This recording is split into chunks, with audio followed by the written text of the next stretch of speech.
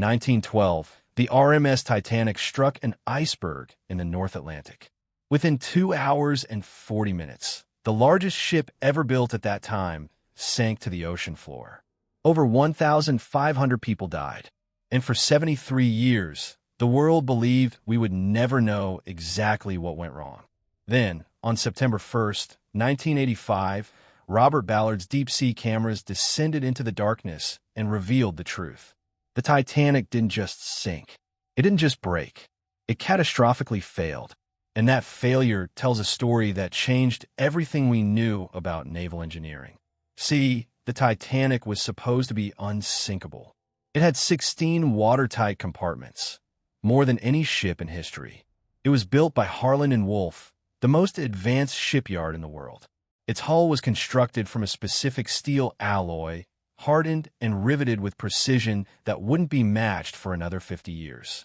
Engineers calculated that it could stay afloat even if multiple compartments flooded. Multiple, not all of them. The problem was a catastrophic miscalculation. And in 4,700 meters of cold Atlantic water, 350 miles southeast of Newfoundland, the Titanic wreck still bears the scars of that miscalculation. Tonight, we're going down.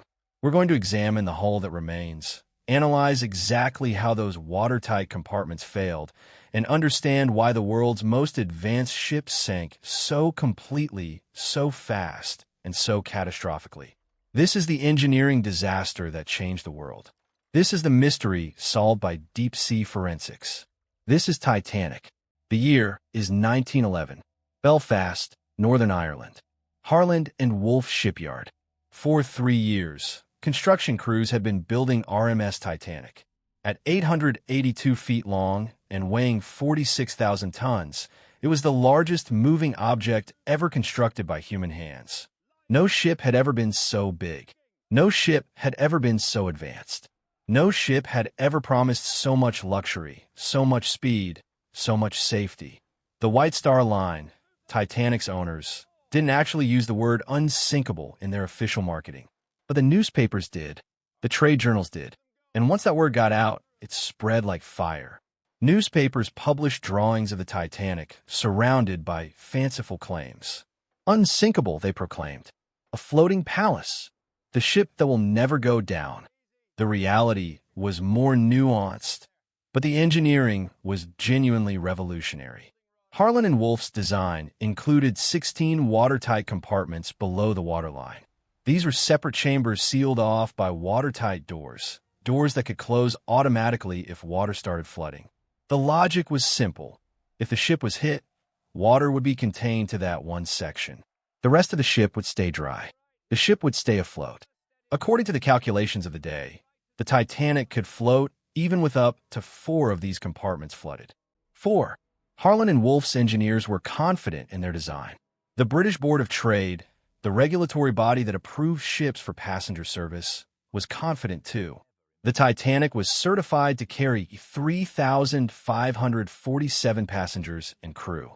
It was declared a triumph of modern engineering.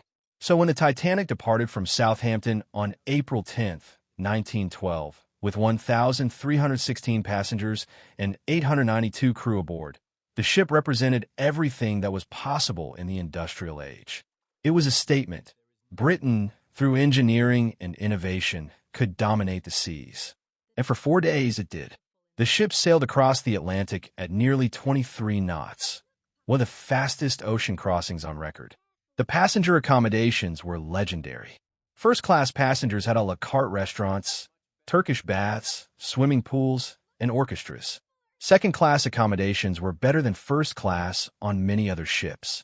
Even steerage, the term for third-class or immigrant passengers, offered bunks and relatively clean conditions compared to other vessels of the era. The Titanic was a ship that made people believe in the future. It made people believe that the industrial age had conquered the ocean itself. And on the night of April 14th, at 11:40 p.m. ship's time, that belief was about to shatter. When the Titanic hit the iceberg, the impact was surprisingly gentle from most passengers' perspective. Most people didn't even feel it. Those in the forward cabins felt a slight bump. Some passengers heard a sound, a grinding, scraping noise. A few items fell from shelves, but there was no violent shaking, no sense of catastrophe. That was the first problem. Captain Edward Smith, commanding the Titanic, did not immediately realize that his ship was fatally damaged. He dispatched the ship's designer, Thomas Andrews from Harland and Wolff, who was aboard as an observer, to investigate. Andrews went down into the hull to assess the damage. What he found was devastating. The iceberg hadn't torn a massive hole in the ship. Instead, it had scraped along the starboard, right side of the hull, creating a series of openings that stretched 300 feet along the ship's length. 6 watertight compartments were breached. Not 4. 6. The ship was designed to survive 4. This is where we know the exact nature of the disaster because of deep-sea forensics. In 1985, when Robert Ballard found the Titanic wreck, he did something crucial. He carefully photographed and documented the damage to the hull. Since then, numerous deep-sea expeditions have made detailed scans and visual records of the wreck. We can now see exactly where the iceberg struck. We can measure the openings. We can analyze the condition of the watertight doors. And what we see in the wreck confirms Thomas Andrews' original assessment.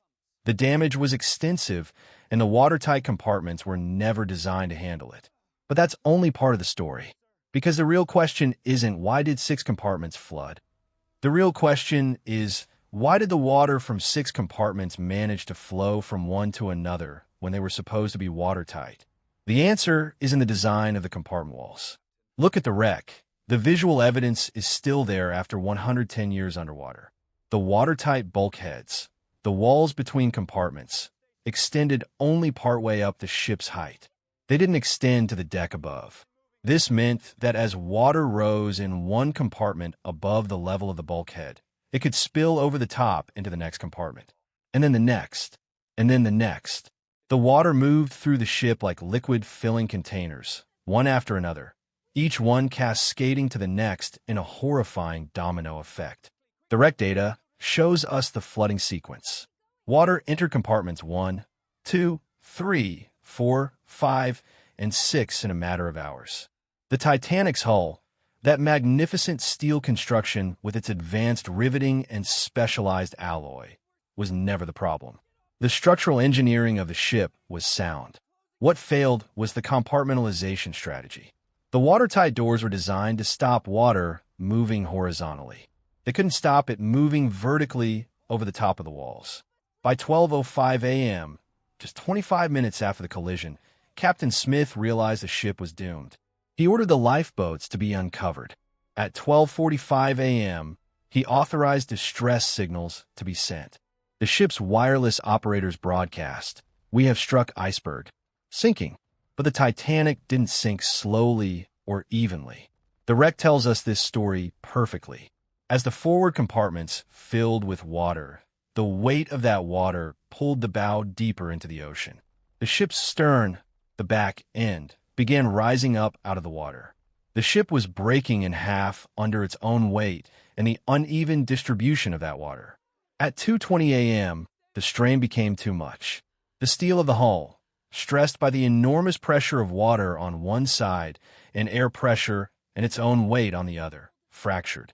The wreck was broken into 2 main sections, found 2,000 feet apart on the ocean floor. Look at the deep-sea photos of the break point, and you see the answer to a mystery that baffled engineers for 73 years. How did the Titanic break? Was it a violent, explosive fracture? Was it gradual buckling? The wreck shows us it was both. The hull didn't snap cleanly like a twig. Instead, it crumpled. The steel bent and twisted and finally tore, but not all at once. The frame of the ship gave way under the stress. Plates buckled inward, rivets popped like buttons. The ship essentially folded in on itself as it sank. And the reasons why are fascinating. They're written in the metal itself. Here's what most people don't realize about the Titanic. It was designed correctly for the conditions it was expected to face. Harland and Wolff's engineers weren't incompetent. The British Board of Trade's inspectors weren't negligent. They did their jobs exactly as they understood them. The problem was that they understood their jobs within the context of 1912 ocean travel. They couldn't imagine a scenario like what actually happened. Let's look at the steel itself. The Titanic's hull was constructed from a specific steel alloy that Harland and Wolff specified. This was a mild steel. This was a specialized compound containing higher levels of manganese and other elements, chosen specifically for its strength and resilience in cold water. The rivets holding the plates together were also steel, not iron, and they were set using the best riveting techniques of the era. For the conditions that the designers anticipated, a minor collision, a grounding on rocks, perhaps a leak that could be managed, this steel was more than adequate. Studies done in recent years on recovered sections of Titanic hull have shown that the steel itself performed exactly as it should have. But here's the critical failure point. The steel of the Titanic was chosen and tested at room temperature. It was never stress-tested in the cold Atlantic waters where the ship sank. Modern material science has revealed a phenomenon called brittle fracture, the property where certain metals, especially steel with high sulfur content, become more brittle and less flexible in extremely cold temperatures. The Atlantic in April is cold. The water at the depth where the Titanic sank is near freezing. When that cold steel, already under enormous stress from water pressure, was forced to bend and flex beyond its design limits, it didn't bend gracefully. It cracked, it shattered, and it failed catastrophically. The wreck forensics prove this. Samples of the steel taken from the fracture zone show unusual hardness and brittleness compared to modern steel standards. Metallurgists have concluded that the Titanic steel had a higher sulfur content than modern specifications allow, making it more susceptible to brittle fracture in cold conditions. But the real question is, why wasn't this anticipated? The answer reveals a fundamental gap in how naval engineers thought about disaster in 1912. The design philosophy of the era was, if something goes wrong, we'll manage it. The Titanic carried lifeboats for 1,178 people, about one-third of the ship's capacity. Why only one-third? Because ships of the era were believed to be so safe that the main danger was a ship staying afloat long enough for rescue vessels to reach it. Lifeboats weren't for evacuating a doomed ship. They were for ferrying people to rescue ships that would arrive within hours. The Titanic sank in 2 hours and 40 minutes. There were no rescue ships nearby. There were no other ships in the area except the Californian, which had turned off its radio for the night and never heard the distress calls. So the disaster sequence was a scenario that engineers said couldn't happen actually happened. The ship broke in half instead of staying afloat, and there weren't enough lifeboats for the people aboard. The wreck reveals all three of these failures in its physical structure. When the bow section was examined in 1985, the rust formations, the rusticles as they're called, preserve the impressions of the original hull plating. These impressions show where the plates bent and tore. They show the stress patterns, and they confirm what metallurgists have concluded. The fracture wasn't a failure of the design concept. It was a failure of the understanding of material properties under extreme stress and extreme cold. This is why the Titanic disaster changed everything. After Titanic, naval architects began stress-testing materials in cold water. They began designing compartmentalization systems where the bulkheads extended all the way to the deck. They began carrying enough lifeboats for everyone aboard, not just a fraction. They began understanding the ocean as a hostile environment that could defeat even the most advanced engineering if the engineers hadn't understood the full range of conditions and stresses. The deep-sea wreck of the Titanic is essentially a 110-year-old textbook on engineering failure. Every dent, every rust stain, every twisted piece of metal tells a chapter of the story. And that story fundamentally changed how ships have been built ever since. The sinking of the Titanic killed 1,504 people, but also killed an era. The era of assuming that engineering and innovation alone could conquer the natural world. The era of believing that bigger and faster and more luxurious automatically meant safer. The era of designing for the best-case scenario instead of the worst-case scenario. In the immediate aftermath of the disaster, there was a public inquiry in Britain and a Senate investigation in the United States. Both investigations concluded that the disaster was due to excessive speed, inadequate lifeboat provision, and what they called inadequate compartmentalization. The response was swift and comprehensive. By 1913, the International Convention for Safety of Life at Sea, known as SALAS, was established. For the first time, international maritime law required that ships carry enough lifeboats for everyone aboard. It required that watertight compartments extend from the bottom of the ship all the way to the deck, with no possibility of water spilling over the top. It required that radio operators be on duty 24 hours a day to hear distress signals. It required that ships maintain a safe speed when ice was reported in the area. Every one of these requirements was a direct response to a specific failure that the Titanic wreck would later reveal in forensic detail. The wreck also revealed something that wasn't anticipated by those early investigations: the brittleness of the steel at cold temperatures. Modern material science didn't emerge until decades later, but the Titanic wreck, examined in 1985 and beyond, provided physical evidence that helps scientists understand the limits of steel at extreme cold. Today, shipbuilders specify steel alloys that maintain flexibility at cold temperatures. Compartmentalization is redundant and over-designed compared to 1912 standards. Lifeboats have become irrelevant because modern ships have communication systems that ensure rescue within hours anywhere in the world. But none of these improvements would have happened without the Titanic disaster. And none of them could have been understood in such detail without the wreck sitting 4,700 meters below the surface, preserving the evidence of what went wrong. The Titanic wreck is a memorial to 1,504 people, but it's also a textbook. It's a physical record of how to learn from catastrophe. It's proof that even when engineering fails and people die, there's knowledge to be extracted, lessons to be learned, and improvements to be made. Looking at the wreck, at the broken steel, at the twisted hull, at the rust formations that mark where the water rose, we're not just seeing a ship that sank. We're seeing the moment when humanity learned to build ships better.